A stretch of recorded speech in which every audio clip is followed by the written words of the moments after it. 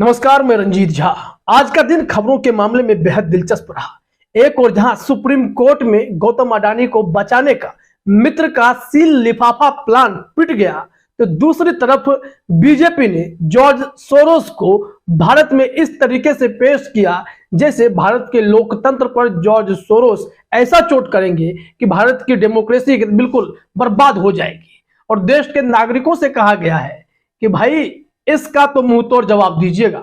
इस पर महुआ मोइत्रा ने कहा कि शाम 6 बजे थाली पीटने के लिए तैयार रहिएगा जॉर्ज सोरोस के खिलाफ, क्योंकि लोकतंत्र की बात है। और आज हम एक और खबर पर चर्चा करेंगे, जहां महुआ मोइत्रा ने आईओसीएल के साथ गौतम अडानी ने जो डील किया है पोर्ट को लेकर के, उस पर बड़ी बहस छिड़ गई है और आईओसीएल को महुआ मोइत्रा ने जवाब देने पर मजबूर भी किया है। अडानी के खेल को वो खोलने में लगी है, उजागर करने में लगी है। लेकिन जो सबसे बड़ी खबर है वो यह है कि सुप्रीम कोर्ट ने मोदी सरकार को खुले तौर पर कहा है कि आप जो सील बंद लिफाफे में काम करना चाहते हैं वो ना हमें मंजूर है और ना ही इस देश की जनता को मंजूर होगा। पारदर्शिता भाई जरूरी है। विपक्ष को भी पता होना चाहिए कि आप हिंडनबर्ग अडानी प्रकरण में किस तरीके की जांच करेंगे, जांच का प्रारूप क्या होगा और जांच करने वाली कमेटी में कौन कौन होंगे। इस संबंध में खबर तो खूब आई। हम दैनिक भास्कर के कुछ हिस्सों को आपको दिखाएंगे जिसमें सुप्रीम कोर्ट की बातों का जिक्र है। हिंडनबर्ग ने अडानी पर क्या आरोप लगाए हैं उसे भी हम दोबारा आपको याद दिलाते हैं।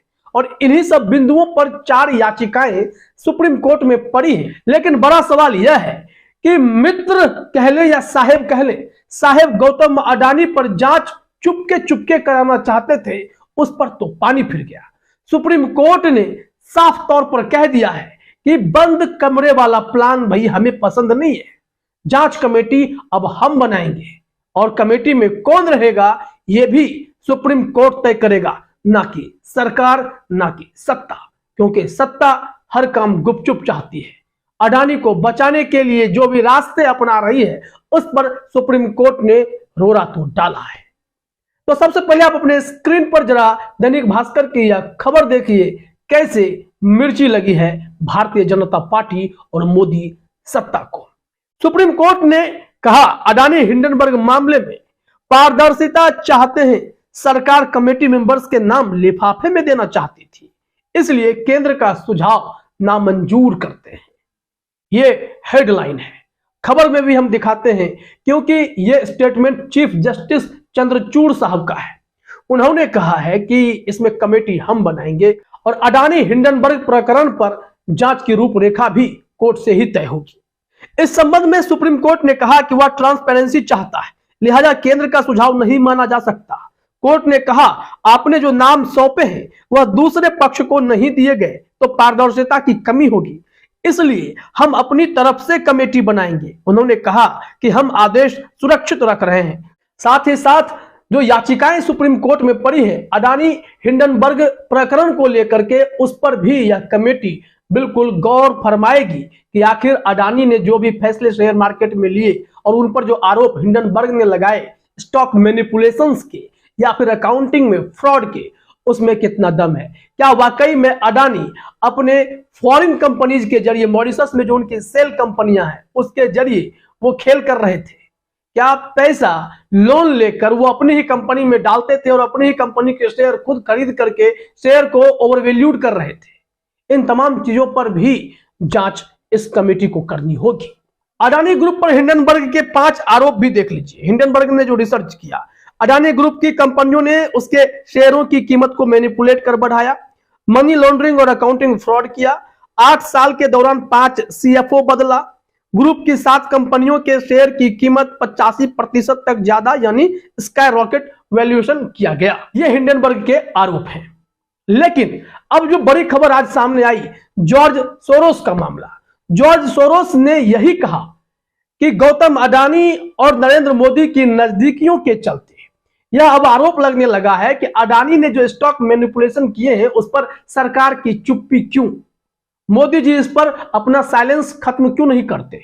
कुछ बोलते क्यों नहीं? अगर नहीं बोलेंगे तो इस लोकतंत्र में, इस सरकार में मोदी जी की पकड़ कमजोर हो जाएगी और सत्ता में और लोकतांत्रिक देश में यह जवाब तो जरूरी है। ये जॉर्ज सोरोस का कहना है। अमेरिकी अरबपति हैं, उनके ऊपर 1992 में यह आरोप लगा था कि बैंक ऑफ इंग्लैंड में शॉर्ट सेलिंग के जरिए उन्होंने बैंक ऑफ इंग्लैंड को बर्बाद कर दिया था।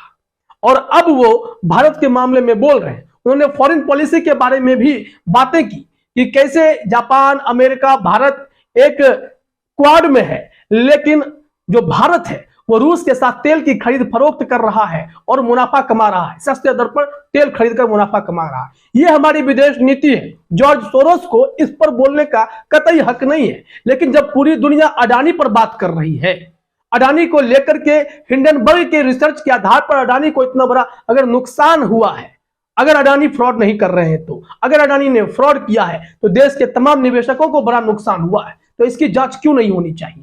और इस मामले पर अगर विपक्ष भी ज्वाइंट पार्लियामेंट्री कमेटी की मांग करता रहा, अगर विपक्ष ने मोदी जी से अडानी पर 2 शब्द बोलने को कहा, मोदी जी ने एक शब्द नहीं कहा, मुंह पर ताला लगाए रहे, उसी मामले को जॉर्ज सोरोस ने अगर उठा दिया और उनसे जवाब मांग लिया है, तो फिर यह भारत के लोकतंत्र पर हमला कैसे हुआ? जॉर्ज सोरोस ने क्या कहा, अगर आप सुनना चाहते हैं तो जरा सुन लीजिए। बिल्कुल क्लियर है, आसान अंग्रेजी है, आप समझ सकते हैं।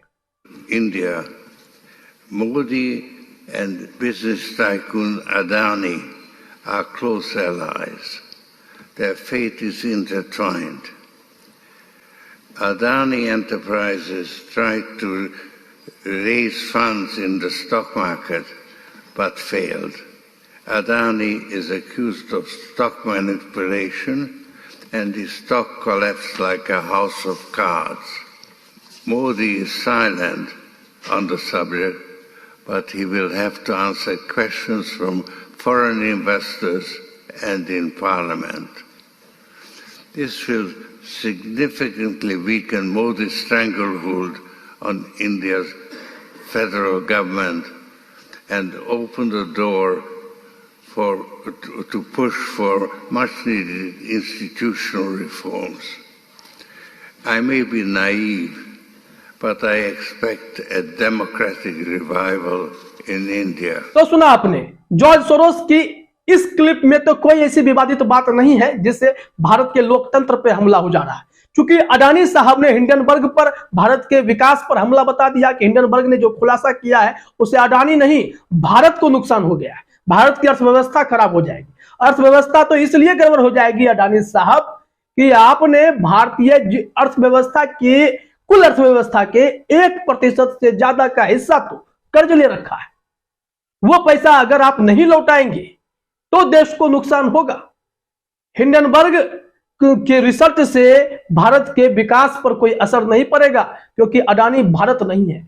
उसी तरीके से जॉर्ज सोरोस ने भी अगर जवाब मांग दिया मोदी जी से, तो स्मृति ईरानी सामने आकर यह कहती है कि भारत के लोकतंत्र पर हमला हुआ है, नरेंद्र मोदी सेंटर में रहेंगे। और ये इन्होंने कहा है जॉर्ज सोरोस ने कि हम हिंदुस्तान के हित में नहीं अपने हित की बात करेंगे और इस लोकतंत्र के जड़ को खोखला कर देंगे। जरा सुनिए स्मृति ईरानी ने क्या कुछ कहा इस मामले में। एक विदेशी ताकत जिसके केंद्र बिंदु में है एक व्यक्ति जिनका नाम है जॉर्ज सोरोस, उन्होंने ऐलान किया है कि वो हिंदुस्तान के लोकतांत्रिक ढांचे पर चोट करेंगे। जॉर्ज सोरोस का ये ऐलान कि वो हिंदुस्तान में मोदी को झुका देंगे, हिंदुस्तान की लोकतांत्रिक ढांचे से चुनी हुई सरकार को ध्वस्त करेंगे, उसका मुंहतोड़ जवाब हर हिंदुस्तानी को देना चाहिए। सुना आपने, जॉर्ज सोरोस इस तरीके से आए हैं, ठीक चुनाव के आसपास आए हैं और जॉर्ज सोरोस पर हमला करने के लिए स्मृति ईरानी ने तमाम भारत के नागरिकों को कहा है कि मुंह तोड़ जवाब दीजिए इनको, और दे भी रहे। हमें भी ट्रोल किया जा रहा है, हमें भी बोला जा रहा है कि आप जॉर्ज सोरोस के चमचे हैं। अब पता नहीं, जॉर्ज सोरोस को मैं नाम तो सुना था लेकिन आज तक मेरी जिंदगी में कभी मुलाकात नहीं हुई है। खैर, अब हम लोग लौटते हैं उस मुद्दे पर जिसमें महुआ मोइत्रा ने आरोप लगाए हैं कि आईओसीएल और अडानी के बीच जो पक रहा है, आईओसीएल ने बिना किसी टेंडर के ही अडानी से पे डील कॉन्ट्रैक्ट किया था। जब महुआ मोइत्रा ने यह आरोप लगाए तो छटपटाहट में आईओसीएल का भी रिएक्शन आया कि एज ऑफ नाउ नो पे डील कॉन्ट्रैक्ट। क्या मतलब होता है इसका? इसी को लेकर महुआ मोइत्रा ने एक ट्वीट और एक लेटर आईओसीएल को लिखा है। एज ऑफ नाउ नो पे डील कॉन्ट्रैक्ट का मतलब जरा क्लियर में आप हमें समझाइए। और बाकायदा आईओसीएल के चेयरमैन को लेटर लिख के कहा है कि आप जो ये कह रहे हैं कि अब ऐसा कोई पे डील कॉन्ट्रैक्ट नहीं है, तो क्या इससे पहले आपने पे डील कॉन्ट्रैक्ट साइन कर रखे थे? हमने आपको पे डील कॉन्ट्रैक्ट के बारे में पहले भी जानकारी दी है। पे डील कॉन्ट्रैक्ट वो होता है जब आप अडानी के उस पोर्ट का यूज करेंगे, उसके लिए पैसे पूरे देने होंगे, भले ही आप अडानी के उस पोर्ट की क्षमता भर का इस्तेमाल करें या ना करें। जो एलपीजी को लेकर के आईओसीएल का जो कॉन्ट्रैक्ट हुआ है, इसी को लेकर महुआ मोइत्रा ने सवाल खड़े करते हुए ट्वीट में लिखा, what does as of now even mean Indian IOCL, please clarify. Adani earnings call directly contradicts IOCL statement, no room for double speak. इसलिए आप कंफ्यूजन में ना रखें, दोनों बातें ना कहें, जो क्लियर है साफ कहें। एज ऑफ नाउ का क्या मतलब है, यहां पर महुआ मोइत्रा ने घेरने की कोशिश की है। तो समझ लीजिए कि गौतम अडानी यहां भी कुछ बड़ा करने वाले हैं। आखिर उनके लिक्विडिटी जो रोकड़े जो कम हो गए, तो कैश फ्लो बढ़ाने का यह भी तरीका होगा, पैसा पहले लो भाई, भर लो, कोयला बेचो, पैसा कमाओ। क्योंकि 7017 करोड़ की डील करने में अब अडानी सक्षम नहीं है, उनका यह डील खत्म हो गया। डीवी पावर के साथ करने वाले थे, अडानी पावर का कॉम्बिनेशन बनता, लेकिन पैसे खत्म है। और वहीं जब हमने जॉर्ज सोरोस की चर्चा की, तो महुआ मोइत्रा ने जॉर्ज सोरोस पर थाली पीटने वाली जो बात कही थी, उस पर भी एक ट्वीट है, वो भी देख लीजिए। इसमें कहा गया, every Indian urged by honourable cabinet minister to give fitting reply to George Soros, please bang your thalis at 6 PM sharp today. जब कोरोना हुआ था तो प्रधानमंत्री मोदी ने भी कहा था शाम 6 बजे थाली पीटिएगा, और इस बार भी जॉर्ज सोरोस के इस कमेंट पर देश के नागरिकों को मुंहतोड़ जवाब देने के लिए कहा गया, उसे पर महुआ मोइत्रा ने तंज कसा है। तो 3 बड़ी खबरें ऐसी हुई जिसमें यह देखा गया है कि कैसे सुप्रीम कोर्ट ने मोदी सरकार की चालाकी पर पानी फेरा, कैसे आईओसीएल के साथ अडानी एक और बड़ी डील कर रहे हैं, जिसमें आईओसीएल उन दोनों हाथ से पैसे लुटाने के प्लान में था, जिस पर महुआ मोइत्रा ने इनकी चालाकी पकड़ ली है। आईओसीएल को लेकर एक खबर हमने आपको पहले भी दिखाई थी, और जो जॉर्ज सोरोस का मामला गरमाया है, उसमें क्या बातें हुई, वो सब अभी आप इस वीडियो में देखें। फिलहाल इस वीडियो में इतना ही। आप सभी का हमसे जुड़ने के लिए बहुत बहुत धन्यवाद।